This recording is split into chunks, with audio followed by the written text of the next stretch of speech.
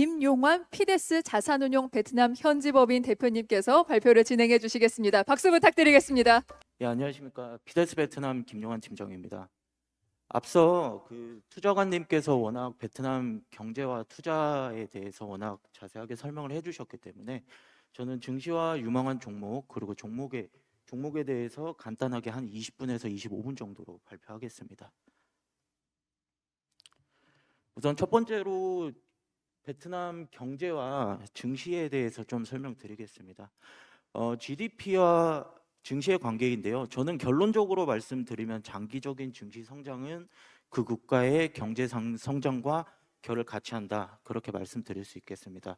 물론 단기적으로는 뭐 어느 정도 좀 차이가 있을 수 있겠지만 장기적인 한 국가의 증시 성적표는 그 국가의 경제 성장에 수렴한다. 그렇게 말씀드릴 수 있겠습니다. 한국의 사례를 좀 보겠습니다. 밑에 보시면 1994년도에 한국이 1인당 국민소득 1만 불을 돌파하면서 본격적인 상승을 이뤄냅니다. 그 이후로 1994년부터 2023년까지 각 국민소득과 증시는 각 3배 이상 상승한 것을 보실 수 있겠습니다. 베트남의 경우를 보겠습니다. 베트남은 연간 10% 이상의 경상 GDP 성장이 나오는 고성장 국가 중에 하나입니다. 왼쪽 아래 차트를 보시면 2016년부터 23년까지 증시의 성장률은 95%, 그리고 경상 GDP 또한 95% 성장하면서 비슷한 수준이 약 2배 수준으로 성장했다는 것을 볼 수 있겠습니다. 그 1인당 베트남 국민소득은 약 2023년 기준으로 4,350불 정도 나오고 있고, 빠르면 2030년대 초반 또는 중반이면은 1인당 국민소득 1만 불을 달성할 수 있을 것으로 예상되고 있습니다. 그렇기 때문에 장기적인 관점에서 투자를 고려하고 계신다면 지금부터 조금씩 베트남 주식을 사두시는 게 장기적인 성과에 도움이 많이 될 것으로 예상이 됩니다. 그 이외에도 버핏 지수라는 게 있는데, 이 버핏 지수는 쉽게 말씀드리면은 시가총액과 한 국가의 경제 규모를 비교한 지표입니다. 한국은 1배 수준이고 미국은 2배 수준인 반면에 베트남은 0.5배 수준입니다. 이게 어떤 것을 의미하냐면 베트남의 경제 규모 대비 증시의 규모가 절반 정도밖에 되지 않는다는 뜻인데, 이는 향후에 어떤 베트남의 굉장히 좋은 호재가 나타날 경우에 증시가 급격하게 팽창할 수 있을 그런 가능성이 있다라고 말씀드릴 수 있겠습니다. 이거는 한 가지 예입니다. 제가 베트남 증시에 지금 투신한 지 한 8년 정도 됐는데 보면서 느꼈던 특징 중에 하나를 예시로 갖고 와봤습니다. 베트남 증시 같은 경우에는 2022년도 11월 달에 지수 저점 910포인트를 기록하고 그 이후에 올해 상반기까지 약 37% 정도 상승을 보였습니다. 하지만 다른 선진국과 좀 비교를 해보면 S&P 500이나 유로스탁스 그리고 코스피보다 2022년도에 반등하던 시점이 한 달에서 한 달 반 정도 늦습니다. 그 이외에도 S&P 500이나 유로스탁스 500에 비해서 상승하는 상승률도 상대적으로 좀 적게 나타났습니다. 이게 좀 의미하는 바가 뭐냐면 베트남의 증시는 선진 증시에 비해서 조금 후행성을 갖고 있다라는 걸 말씀드릴 수 있겠는데요. 지금 현재 상황으로 따져서 보면 지금 미국 같은 경우에는 나스닥이 신고점을 치고 올라가고 있고, 유럽 증시 또한 굉장히 좋은 우상향을 지금 보여주고 있는데, 베트남 증시 같은 경우에는 2022년도 1월부터 4월 증시 고점 1,500포인트보다 한참 못한 1,280포인트에 머물러 있습니다. 이 베트남 증시의 후행성을 좀 감안해 봤을 때 베트남 증시는 장기적으로는 조금 느리지만 선진국을 따라가는 증시 상승의 여지가 충분히 있다라고 말씀드릴 수 있겠습니다. 장기적인 성과는 잠깐 보고 넘어가겠습니다. 2014년부터 2023년까지 베트남 증시는 연간 12% 정도의 평균 성장을 보이고 있습니다. 밸류에이션 측면입니다. 밸류에이션 올해 1분기 호치민 거래소 상장기업 순이익 성장률이 11%가 나왔고 2분기 기준으로는 약 20% 정도 성장이 나왔습니다. 그래서 제가 감히 평가하건대 올해 상반기 베트남 증시의 성적표는 굉장히 견고하다 이렇게 말씀을 드릴 수 있겠습니다.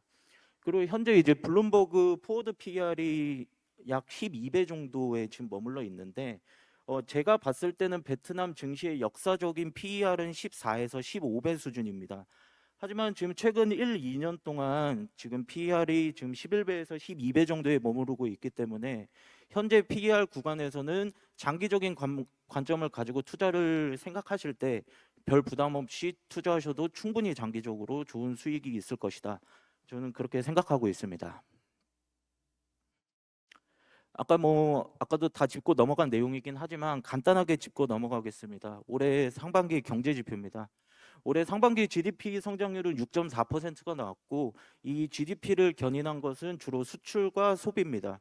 그래서 수출과 소비가 견고하게 늘고 있기 때문에 올해 6%의 성장이 나왔고 올해 연말까지도 6%대의 GDP 성장은 무난할 것으로 예상됩니다. 다음으로 물가는 작년 상반기 3.3% 대비 올해 상반기 4.1%가 나오면서 물가는 조금 올라가긴 했지만 아직 정부가 목표라고 하고 있는 관리 목표 4.5%보다 낮은 수준이기 때문에 여전히 정부가 통제할 수 있는 범위 안에 있다. 이렇게 말씀드릴 수 있겠습니다. 그리고 제조업 지표인 PMI 같은 경우에는 올해 6월 달에 54.7포인트 그리고 7월 달에도 이어서 54.7포인트를 보였습니다. 이게 좀 굉장히 의미 있는 수치라고 볼 수가 있겠는데 올해 연초까지만 해도 저 제조업 지표가 50% 내외에서 움직였습니다. 하지만 올해 6월 달, 7월 달 PMI 지표가 잘 나왔고 8월 달에도 괜찮게 나올 것으로 예상을 하고 있기 때문에 지금 베트남에서는 제조업에 대한 기대가 커지고 있는 상황입니다. 소매 판매의 경우에는 코로나 이후에 여전히 견고하게 성장이 잘 나오고 있는 상황이고 올해 상반기 무역 수지 흑자는 지금 상반기는 116억 불이지만 7월 달에 141억 불 흑자까지 났습니다. 그리고 얼마 전에 통계청에서 나온 자료에 따르면 8월 1일부터 8월 15일까지 통계청 추산 무역수지 흑자는 9억 불 정도로 나오고 있기 때문에 올해 8개월 누적 무역수지 흑자는 150억 불을 무난하게 넘어갈 것으로 예상됩니다. 그 이외에도 외국인 직접 투자도 집행액이 100억 불을 넘어가면서 외국인 직접 투자 FDI도 견고하게 유지되고 있는 것으로 보입니다. 지금부터는 좀 유망한 업종과 종목에 대해서 좀 말씀드리겠습니다.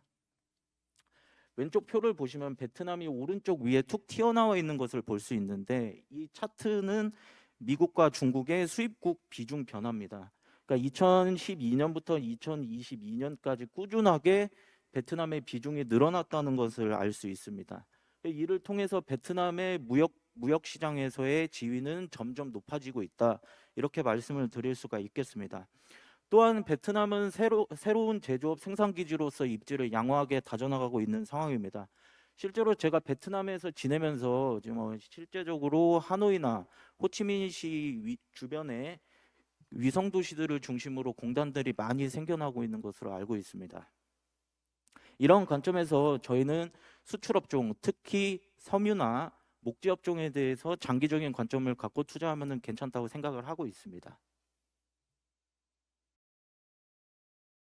섬유업종 중에 저희가 섬유업종입니다.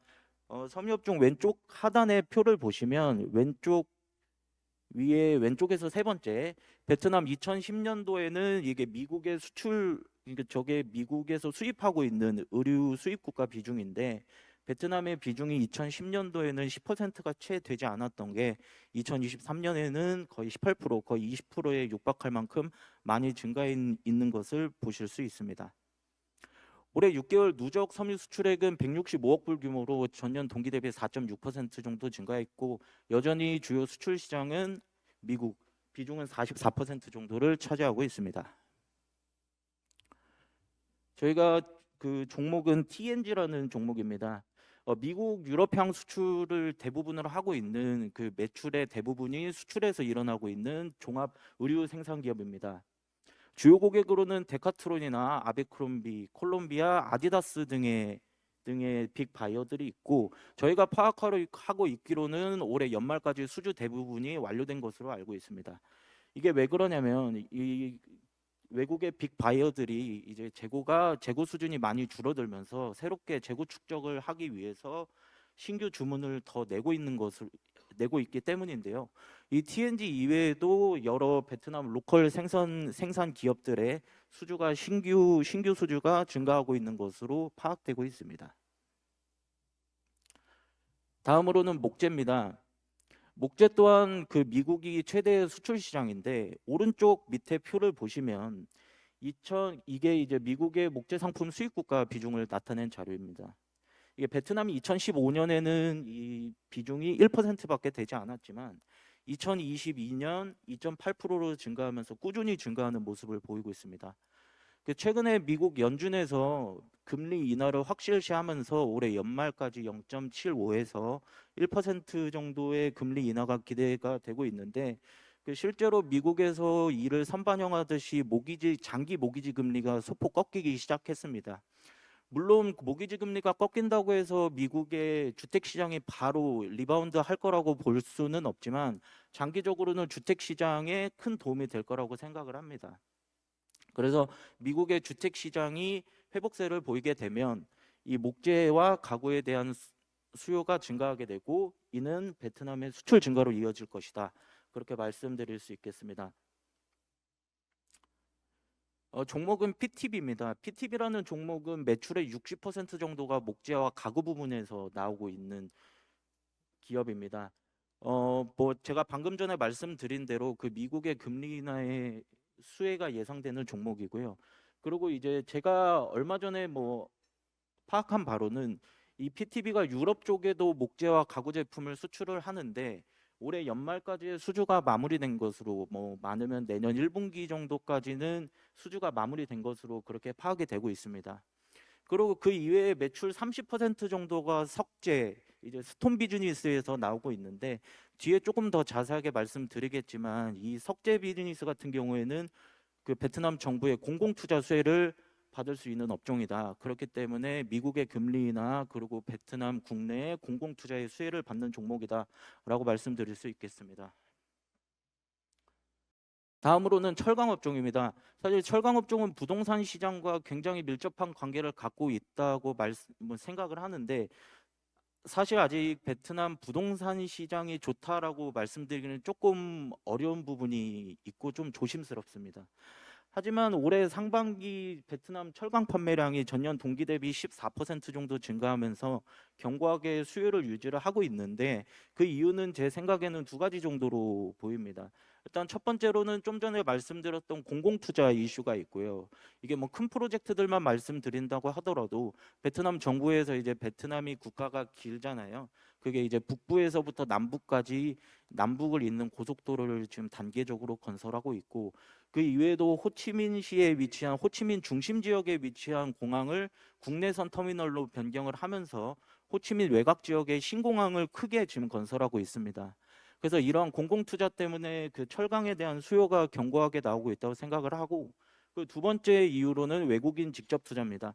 아까 앞에서 상반기에 외국인 직접 투자 집행액이 100억 불을 넘어갔는데 이게 외국인 직접 투자가 늘어나게 되면 공단에 대한 수요가 늘어나게 되고 이 공단을 지으면서 계속 인프라 투자가 들어가고 있기 때문에 이러한 두 가지 요인이 베트남 철강 시장의 수요를 견고하게 유지하고 있다. 그렇게 말씀드릴 수 있겠습니다. 종목은 호아팟입니다. 이게 베트남 주식을 조금이라도 해보셨다면 한 번쯤 들어보셨을 기업으로 생각이 됩니다. 이 호아팟은 이제 한국의 포스코 같은 기업으로 모든 걸 생산하는 종합 철강 회사입니다. 민간 기업이고요. 그래서 이제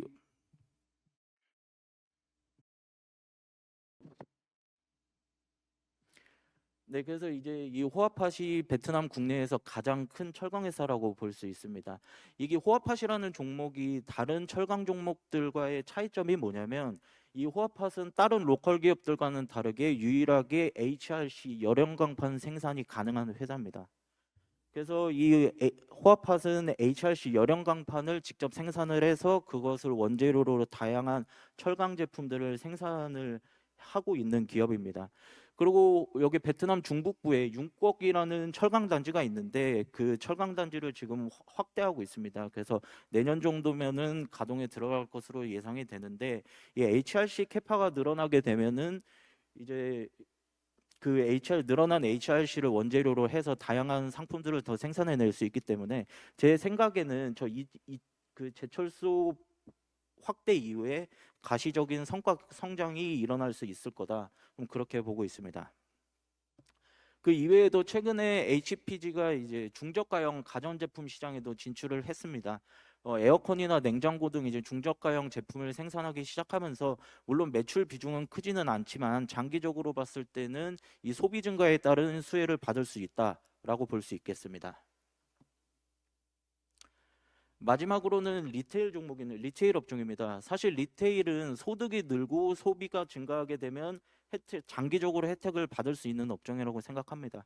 뭐 앞에서도 아까 말씀하셨지만 이 베트남 같은 경우에는 인구가 1억 명이 넘고 평균 연령이 32세 정도 되는, 그리고 젊은 인구의 비중이 전체 인구 비중의 40% 이상을 차지하는 굉장히 젊은 국가입니다. 그렇기 때문에 이러한 인구 구조를 바탕으로 그 생산과 소비에 대한 포텐셜이 굉장히 높다고 볼 수 있고, 이런 측면에서 수혜를 받을 업종이 리테일 업종이라고 볼 수 있겠습니다.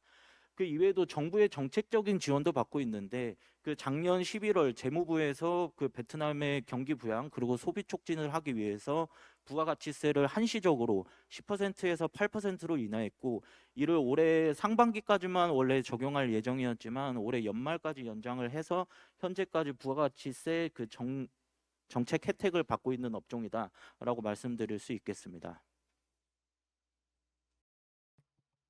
종목은 모바일월드입니다. 사실 이 모바일월드라는 게 이 베트남 리테일 업종 중에 가장 큰 대장주라고 볼 수 있습니다. 휴대폰이나 가전제품 그리고 슈퍼마켓까지 하고 있는 종합 리테일러이고요. 제가 지금 베트남 호치민에 살고 있는데, 호치민에서 돌아다니다 보면 이 모바일월드와 관련된 매장이 굉장히 많습니다. 그만큼 로컬 현지인들에 대한 인지도가 굉장히 높은 기업이라고 할 수 있고, 그 최근에는 모바일월드가 이제 처음에는 휴대폰 비즈니스에 집중을 하다가 최근에는 조금 레드오션으로 판단되는 이 휴대폰 업종에 대해서는 조금 힘을 빼고, 그리고 가전제품과 슈퍼마켓 체인에 대해서 좀 힘을 쏟고 있는 모양으로 보입니다. 특히 슈퍼마켓 체인 같은 경우에는 BEP를 넘어선 지 얼마 안 됐기 때문에 장기적으로는 슈퍼마켓 체인의 이익 성장이 기대가 되고 있고, 그리고 가전 판매 부분 같은 경우에는 베트남도 옛날과 다르게 대가족에서 핵가족으로 많이 바뀌어 있고, 도시 지역을 중심으로 해서 1인 가구가 계속 늘어나고 있기 때문에 이 소득 증가와 1인 가구의 증가에 수혜를 받을 수 있을 거라고 생각을 하고 있습니다. 그리고 올해 7개월 누적 매출도 얼마 전에 모바일월드가 발표했는데 7개월 누적 매출 10%대 성장이 나오면서 올해 연말까지 견고한 성장을 이어나갈 수 있을 것으로 보입니다. 발표 마무리하겠습니다. 감사합니다.